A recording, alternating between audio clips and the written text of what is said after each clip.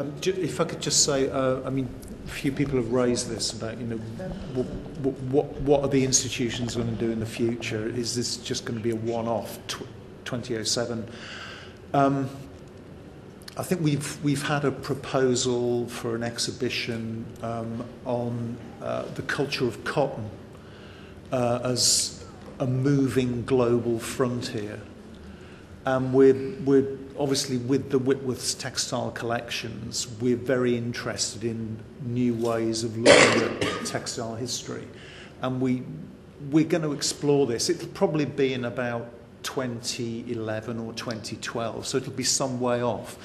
But it's just to show you that we are looking receptive to ideas which complicate the stories that we tell about our collections, and which will bring up similar issues to trade and empire. Can I just comment on this question here, just briefly, just the foundational aspect, the way in which it follows on from Sir Andy's point that in fact, in talking about slavery, you're talking about a mode of being which allowed people to start, well, not to start treating people as non-human beings, but establish modes and methods of doing that, so that in fact the exhibition maybe should draw attention a bit more to the links between empire and slavery, in that we showed the Thomas Hearns there, and you can look at those and you'll see that in fact they were drawn in order to show people back in Britain the kind of imperial wealth they had.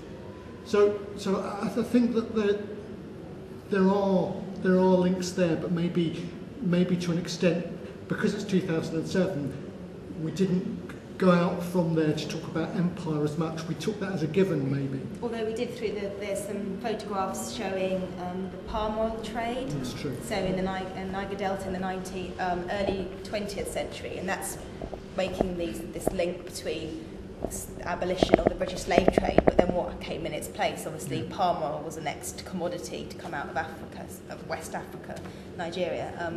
And I think just really briefly on your question of the significance of this year, I think it's a process. This is the beginning of something that's going to snowball, hopefully, if it's got right, really. And my other point was that I guess you're dealing with this collective amnesia.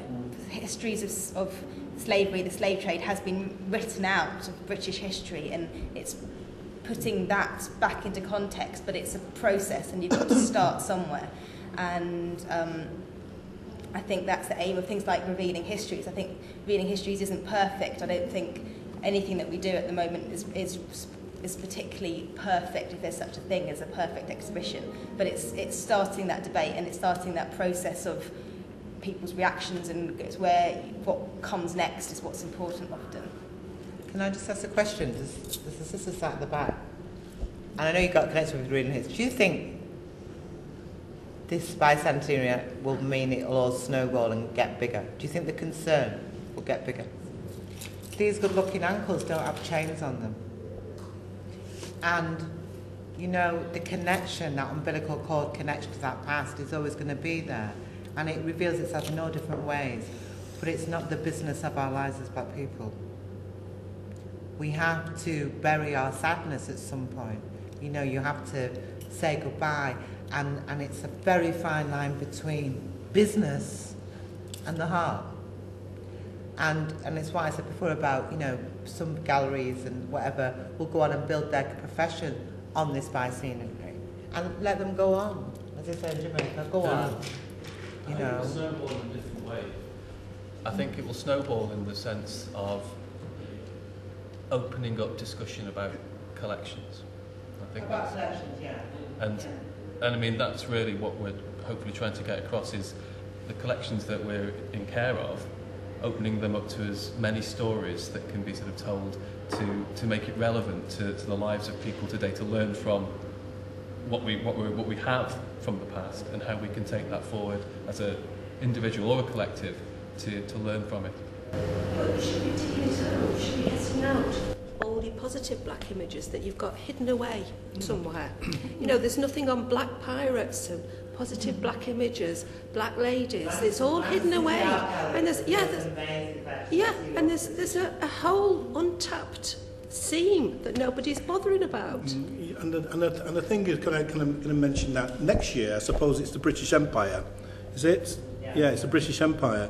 Now, from 1806 onwards, right, I probably expect, right, as a taxpayer, to see in the museums and art galleries, right, lots of black images after 1806, 1810, 1825, 1830s, 1850s, more black presence in these museums on the British Empire, which I feel at the moment it'll probably end up going back to Europeans. And there's images out there, there's in the art galleries and all that, there's black presence going from 1810 running all the way through to 2000, maybe, we'll say, to 1900s. I mean, I suppose that when you put in this British Empire on, I presume that you'll go in the votes and you will find black images within pictures to bring it forward.